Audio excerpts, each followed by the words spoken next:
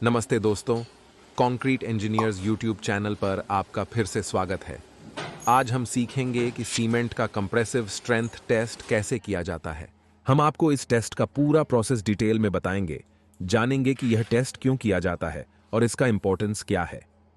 अलग अलग cement types के लिए पासिंग लिमिट भी होती हैं, हम उन पर भी चर्चा करेंगे। क्यूब कास्टिंग के लिए हम स्टैंडर्ड सैंड का यूज करते हैं, 2 मिलीमीटर पासिंग और 1 मिलीमीटर सीव पर। रिटेन्ड सैंड को ग्रेड 1 सैंड कहते हैं। 1 मिलीमीटर पासिंग और 500 माइक्रोन रिटेन्ड सैंड को ग्रेड 2 सैंड कहा जाता है। 500 माइक्रोन पासिंग और 90 माइक्रोन रिटेन्ड सैंड को ग्रेड 3 सैंड कहा जाता है। Standard sand for testing cement की स्पेसिफिकेशन IS 650 में दी गई है। यहाँ पर हमने स्टैंडर्ड सैंड को निकाल रखा है और टेस्ट प्रोसीजर शुरू कर रहे हैं। हम आपको सारे स्टेप्स डिटेल में एक्सप्लेन करने वाले हैं, सीमेंट मोर्टार क्यूब कास्टिंग से लेकर टेस्टिंग तक। प्रोसीजर के दौरान एपरेटस और बाकी टेस्ट रिलेटेड इंपॉर्टेंट चीजें बताएंगे, इसलिए वीडियो बिल्कुल भी स्किप मत करना और अंत तक देखते रहना। हम सीमेंट की कंप्रेसिव स्ट्रेंथ निकालने के लिए क्यूब्स कास्ट करेंगे।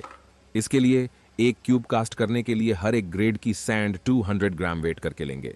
यहां पर ग्रेड 1 सैंड का 200 ग्राम्स वेट हो गया है। अब बैलेंस को टेयर करके ग्रेड 2 सैंड भी 200 ग्राम्स लेना है।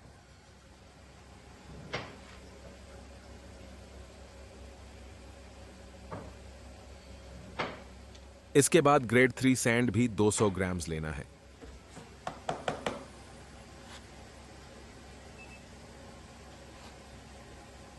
दोस्तों, कंप्रेसिव स्ट्रेंथ ऑफ सीमेंट का test procedure IS code 4031 part 6 में दिया गया है और हम उस मेथड से ही टेस्ट परफॉर्म कर रहे हैं।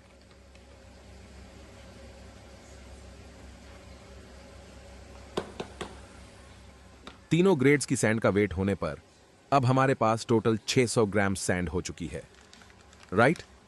हर बार बैलेंस को टेयर करना नहीं भूलना है। इसके बाद हमें सीमेंट लेना है, वह भी 200 ग्राम्स लेना है।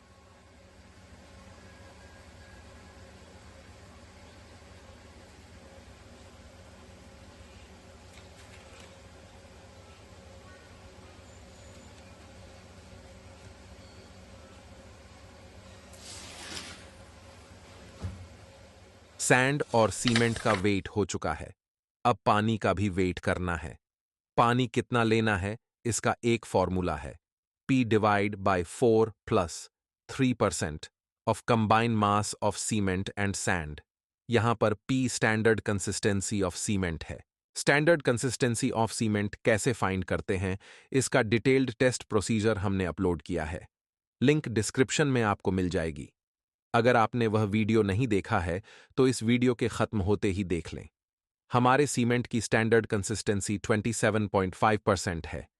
ये वैल्यू हम फार्मूला में डालते हैं। कैलकुलेशंस करने पर पानी 79 ग्राम्स आ रहा है। ये वैल्यू याद रखें। अब जो सीमेंट और सैंड का वेट लिया है उसे नॉन पोरस प्लेट पर निकाल लेते हैं। अब हमें पानी कितना लेना है पता है, तो 100 ग्राम्स मेजरिंग सिलेंडर में पानी का वेट कर लेते हैं। दोस्तों, ध्यान देना है कि टेस्टिंग में यूज होने वाले अप्लायंसेस क्लीन होने चाहिए। पानी का टेम्परेचर 27 ± 2 डिग्री सेल्सियस होना जरूरी है और पानी पीने लायक होना चाहिए, या फिर डिस्टिल्ड वाटर यूज किया तो भी चलेगा। 79 ग्राम्स पानी का वेट हो चुका है। अब स्टॉप वॉच स्टार्ट करके 1 मिनट तक ट्रॉवल की हेल्प से ड्राई मिक्स कर लेना है।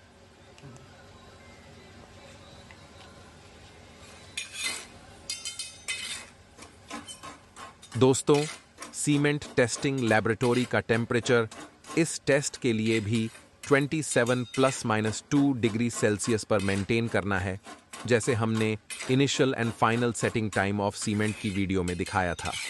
और टेस्टिंग के दौरान लैबोरेटरी की रिलेटिव ह्यूमिडिटी 65 ± 5% होना जरूरी है।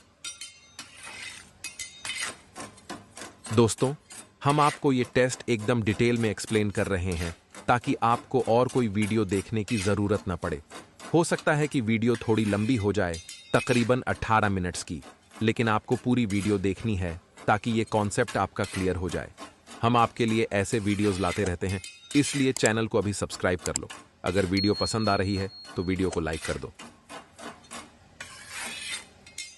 दोस्तों, 1 मिनट हो चुका है और ड्राई मिक्स का यूनिफॉर्म कलर आ गया है, यानी अच्छे से मिक्स हो चुका है। अब इसमें हम 79 ग्राम्स पानी ऐड करेंगे, जो हमने कैलकुलेशंस करके डिफाइन किया था। पानी ऐड करने के बाद वापस मटेरियल को मिक्स करना है।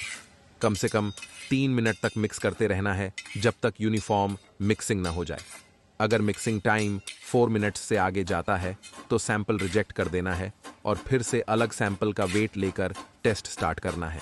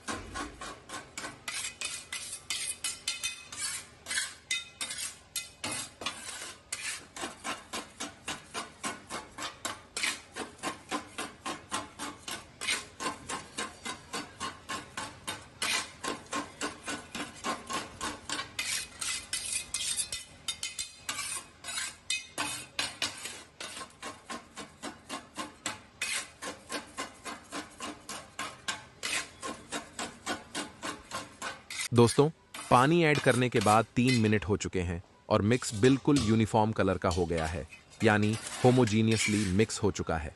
अब हम इस सीमेंट मॉर्टर की क्यूब्स कास्ट करेंगे। कैसे कास्टिंग होती है डिटेल में आपको दिखाएंगे, और कास्टिंग के बाद सीटीएम मशीन पर कैसे टेस्टिंग करना है वह भी आगे दिखाने वाले हैं।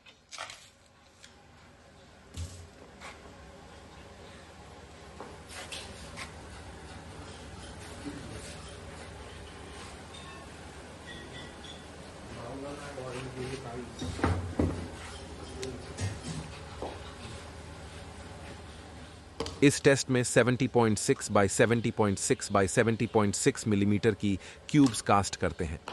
मिक्सिंग के तुरंत बाद मॉर्टर को क्यूब में भरना है और पोकिंग रॉड की मदद से 8 सेकंड के अंदर 20 टाइम्स प्रोड करना है।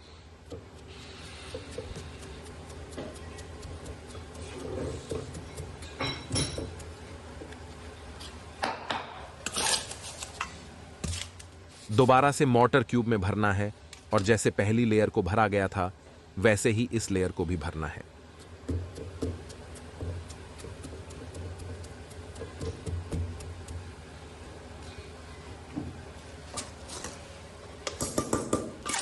बचे हुए मॉर्टर को क्यूब में डाल दो और क्यूब को वाइब्रेशन मशीन पर अच्छी तरह से अटैच कर दो।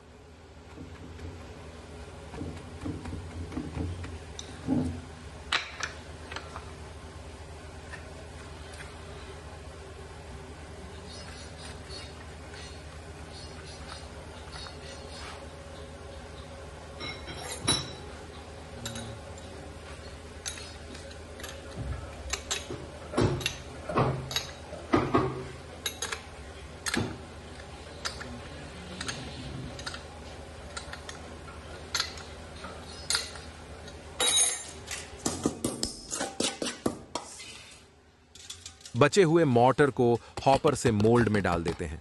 दोस्तों, अब हम वाइब्रेशन मशीन को शुरू कर देते हैं।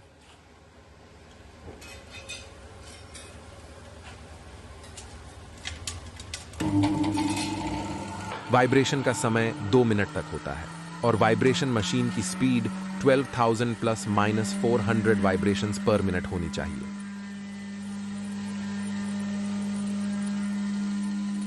ये जो हमारे टेक्नीशियन टेस्ट परफॉर्म कर रहे हैं उनका नाम शंकर उफाले है। आपको इनका काम कैसा लग रहा है कमेंट में हमें बताएं।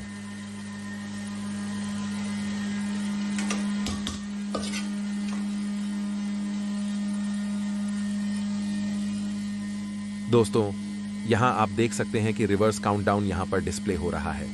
जैसे ही 2 मिनट खत्म होंगे वाइब्रेशन मशीन अपने आप बंद हो जाएगी।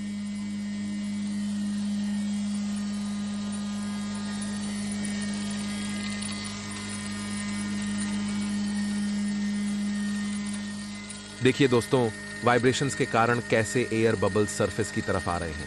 वाइब्रेशंस की मदद से मोटर अच्छे से कॉम्पैक्ट हो जाएगा और हनीकॉम्बिंग नहीं आएगी।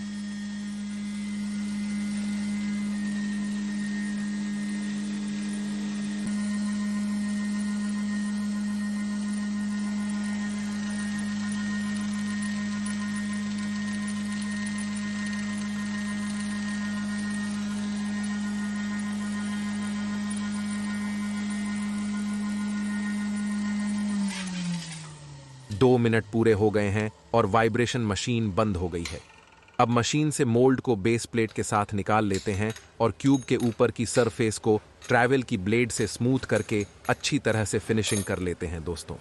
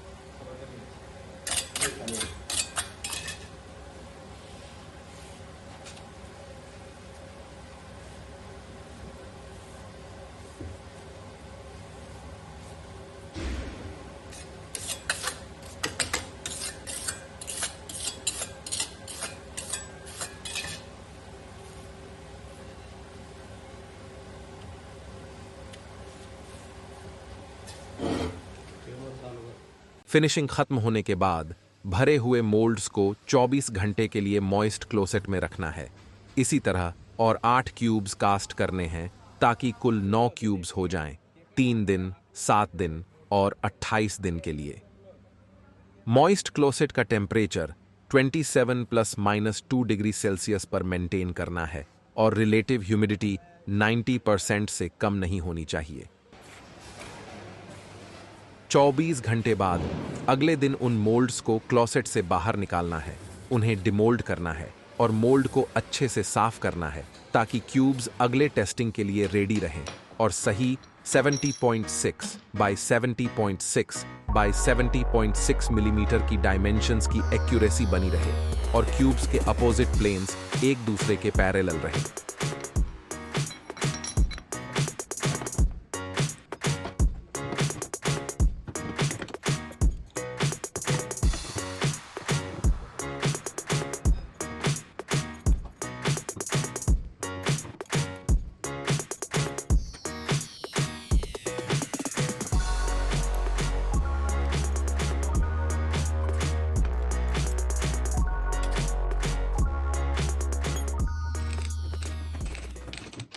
क्यूब्स डिमोल्ड करने के बाद उन पर आईडी मार्क, कास्टिंग डेट और टेस्टिंग शेड्यूल अपनी हिसाब से डाल देना है ताकि क्यूब्स मिसप्लेस ना हो और टेस्टिंग डेट पर जल्दी मिल जाएं।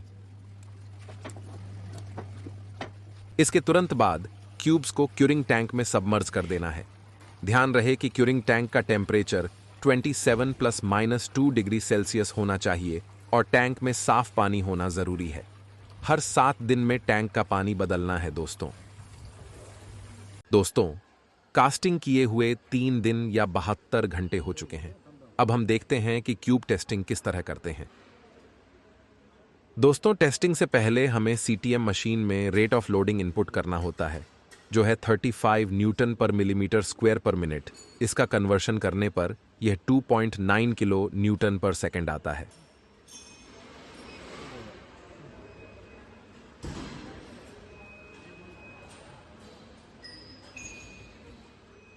पेस रेट अब इनपुट कर दिया है। अभी कोर टेस्टिंग हुई थी मशीन पर, इसे हटाकर मोटर क्यूब्स की टेस्टिंग के लिए मशीन में सूटेबल एडजस्टमेंट्स कर लेते हैं।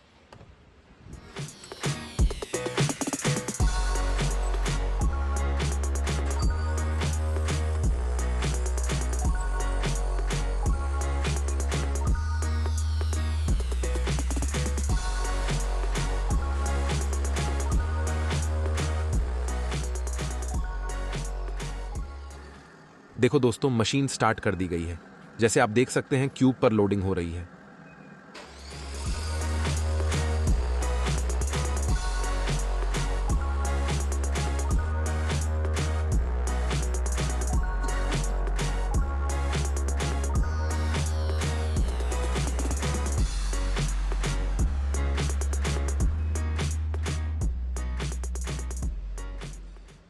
पहले क्यूब ने 146.2 किलो न्यूटन का पीक लोड लिया है। कंप्रेसिव स्ट्रेंथ निकालने का फार्मूला होता है load divide by area. Load है 1,46,200 Newton divide by area 4,984.36 millimetre square. Answer आता है 29.33 न्यूटन पर मिलीमीटर स्क्वायर। इसी तरह बाकी दो क्यूब्स का टेस्टिंग करके एवरेज वैल्यू निकालनी है। एवरेज वैल्यू निकालकर नीयरेस्ट टू 0.5 किलो न्यूटन पर मिलीमीटर स्क्वायर में रिपोर्ट करना है। हमारे केस में एवरेज वैल्यू 28 न्यूटन पर मिलीमीटर स्क्वायर आई है। कंप्रेसिव स्ट्रेंथ निकालते वक्त उन स्पेसिमेंट्स को कंसीडर मत करो जो क्लियरली फॉल्टी हैं या जो एवरेज वैल्यू से 10% से ज्यादा डिफरेंट स्ट्रेंथ देते हैं। दोस्तों, अब हम बात करेंगे पासिंग लिमिट्स के बारे में। IS 269 में अलग अलग सीमेंट ग्रेड्स के लिए अलग अलग टेस्ट्स की लिमिट्स मेंशन की गई हैं। जैसे कि हम देख सकते हैं, हमारे OPC 53 ग्रेड सीमेंट के लिए 3 दिनों में मिनिमम 27 न्यूटन पर मिलीमीटर स्क्वायर स्ट्रेंथ दी गई है। हमारे 28 आई है। इसका मतलब हमारा सीमेंट 3 दिनों की स्ट्रेंथ में पास हुआ है। कंप्रेसिव स्ट्रेंथ ऑफ सीमेंट इतना इंपॉर्टेंट क्यों है, इस पर चर्चा करते हैं। कंप्रेसिव स्ट्रेंथ ऑफ सीमेंट हमें बेसिक सीमेंट स्ट्रेंथ के बारे में आइडिया देती है। यह एश्योरेंस देती है कि सीमेंट उपयोग करने लायक है या नहीं। इस टेस्ट से आप यह जान सकते हैं कि कंक्रीट में कितना सीमेंट रिक्वायर्ड है और उससे कितनी स्ट्रेंथ मिलेगी। Compressive strength of cement mix design के लिए भी बेसिक डेटा प्रोवाइड करता है। सीमेंट बेसिकली अपनी कंप्रेसिव स्ट्रेंथ से जाना जाता है।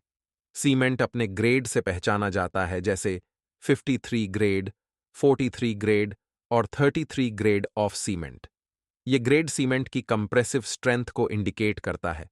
जैसे 53 ग्रेड सीमेंट का मतलब है कि 28 डेज क्यूरिंग के बाद उस सीमेंट क्यूब की कंप्रेसिव स्ट्रेंथ 53 न्यूटन पर मिलीमीटर स्क्वायर होगी। दोस्तों, आशा करते हैं कि आपको यह कॉन्सेप्ट समझ में आया होगा। कोई डाउट्स हों तो कमेंट सेक्शन में मेंशन करना। अभी तक चैनल को सब्सक्राइब नहीं किया है तो तुरंत कर लो। मिलते हैं अगले वीडियो में। Bye bye, take care.